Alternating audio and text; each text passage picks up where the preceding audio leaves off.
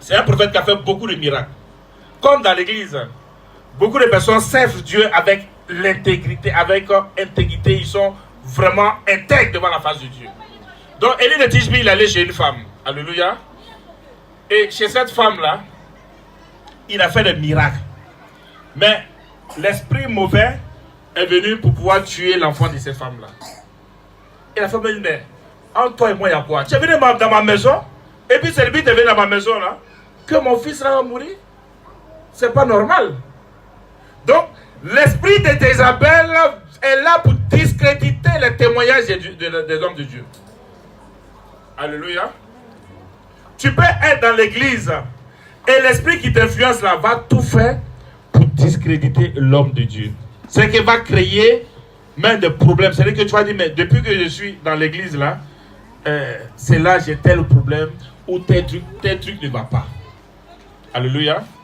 Voilà pourquoi quand on dit aux chrétiens d'avoir une vie de prière eux-mêmes, le pasteur peut pas faire grand chose. Alléluia. Amen, amen. Le pasteur, il est là pour vous prêcher la parole de Dieu. Vous donner les instructions de Dieu, tout et tout et tout. Mais toi-même là, il faut que tu aies une intimité avec Dieu. Amen. Parce que si tu n'as pas d'intimité avec Dieu, tu vas mettre les témoignages de l'église en cause. Amen. Parce que les esprits vont venir t'attaquer. On va dire que non, mais c'est dans l'église où elle est là qu'il y a problème. Oh, c'est toi-même. Vous comprenez? Amen.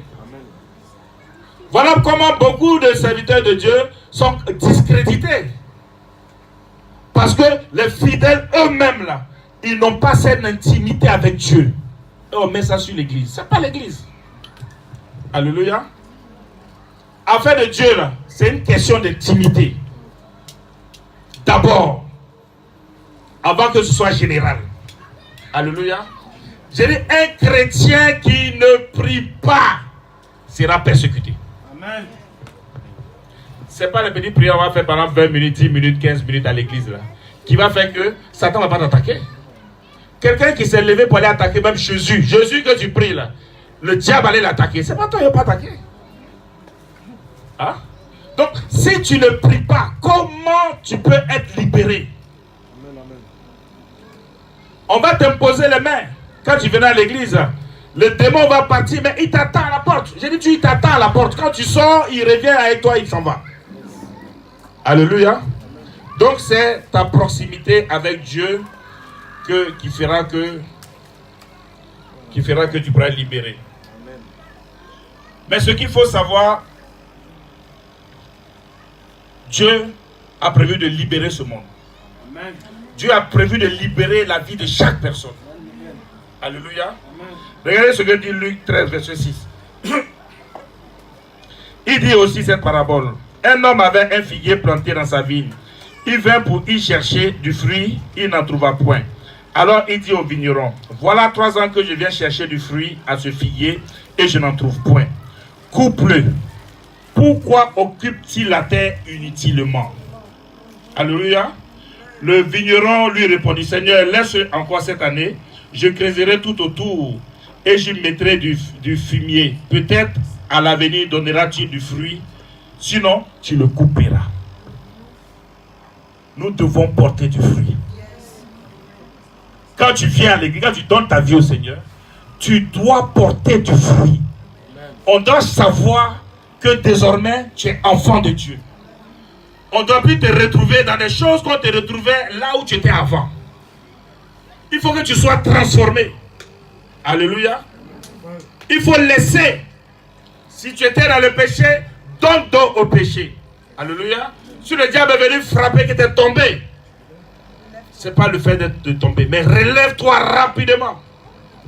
La Bible dit, si nous reconnaissons nos péchés, que nous les confessons, il est juste et fidèle pour Dieu de nous les pardonner et de nous purifier de toutes nos iniquités. Alléluia. La purification, ça veut dire que ça n'a pas de délivrance. Parce que si tu es tombé, c'est parce que l'ennemi est venu te contrôler. Voilà pourquoi tu es tombé. Donc, quand tu te répands, Dieu va maintenant faire ce qu'on appelle la purification. Là où l'ennemi est venu se loger dans ton âme, il va venir purifier. C'est là qu'on parle de délivrance dans ce monde ici. Alléluia. Et pour ça, il y a vraiment une très grande nouvelle, une bonne nouvelle pour tout enfant de Dieu. Amen. Il y a une bonne nouvelle parce que Jésus a prévu tout. Il savait que tout cela allait se passer. Alléluia. Amen. Nous allons voir la bonne nouvelle dans le livre d'Ecclésiaste 3, verset 1, verset 8. La bonne nouvelle réside dans la repentance. Là où l'influence de Jézabel a contrôlé ce monde. Là où tu es même dans l'église, mais tu es influencé par l'esprit de Jézabel. Il y a une bonne nouvelle que Christ nous a appelé, nous a envoyé. Nous ne connaissions pas ça avant, par le passé. Mais maintenant, nous avons la possibilité de nous libérer de ce joug. Désormais, avec Jésus, nous avons la possibilité de vivre une nouvelle vie. Ecclésiaste 3, verset 1. Il y a un temps pour tout. Il y a un temps pour toutes choses sous le soleil. Un temps pour toutes choses sous les cieux. Un temps pour naître et un temps pour mourir. Un temps pour planter et un temps pour arracher ce qui a été planté. Un temps pour tuer et un temps pour guérir. Il y a un temps où l'ennemi, où Jézabel t'avait contrôlé. Parce que tu ne connaissais pas la parole de Dieu. Tu ne savais pas ce qu'il fallait faire pour être libéré totalement. Alléluia. Tout réside désormais dans la repentance. Il y a un temps où tu as beaucoup pleuré. Beaucoup de chrétiens pleurent. Beaucoup de chrétiens pleurent chez eux à la maison. La Bible déclare que ce n'est pas manque de connaissance que mon peuple est détruit. Alléluia. Parce que tu pleures. Les esprits mauvais te tiraillent chaque nuit. Alléluia. Amen. Tu as même peur de dormir la nuit. Alléluia. Amen. Il y a un temps où tu n'avais pas la parole de Dieu. Maintenant, Dieu a fait que tu viennes à l'église, tu aies la compréhension de beaucoup de choses. C'est le temps où Dieu a permis que tu sois complètement libéré. Si tu mets réellement en pratique la parole de Dieu, si tu suis, tu fais la volonté de Dieu, si tu mets Jésus au-devant de tout ce que tu fais, ce sera le temps où tu vas sourire. Amen. Mon frère, ce sera réellement le temps où tu vas sourire. Si tu te détournes du monde qui a été influencé par l'esprit de Jézabel, si tu te détournes de toutes tes activités, tu n'es pas obligé de faire comme ce que les gens font dans le monde. Continue rapidement. Un temps pour abattre et un temps pour bâtir. Un temps pour pleurer et un temps pour rire. Un temps pour se lamenter et un temps pour danser. Un temps pour lancer des pierres et un temps pour ramasser des pierres. Un temps pour embrasser et un temps pour s'éloigner des embrassements. Un temps pour chercher et un temps pour perdre. Un temps pour garder et un temps pour jeter. Un temps pour déchirer et un temps pour coudre. Un temps pour se taire et un temps pour parler. Un temps pour aimer et un temps pour haïr. Un temps pour la guerre et un temps pour la paix. Un temps pour la paix.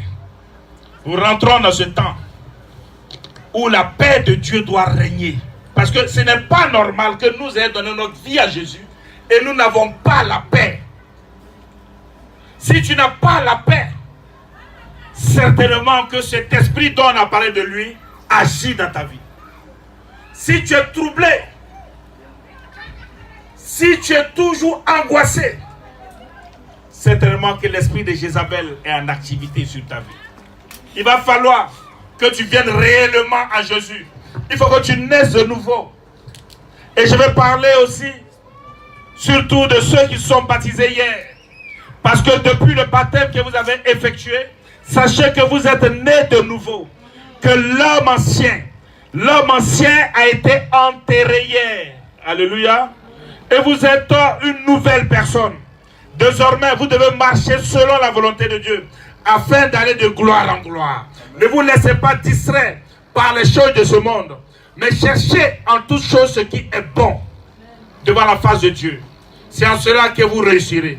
C'est en cela que vous aurez du succès dans toutes vos entreprises. Amen. Que Dieu vous bénisse. Amen.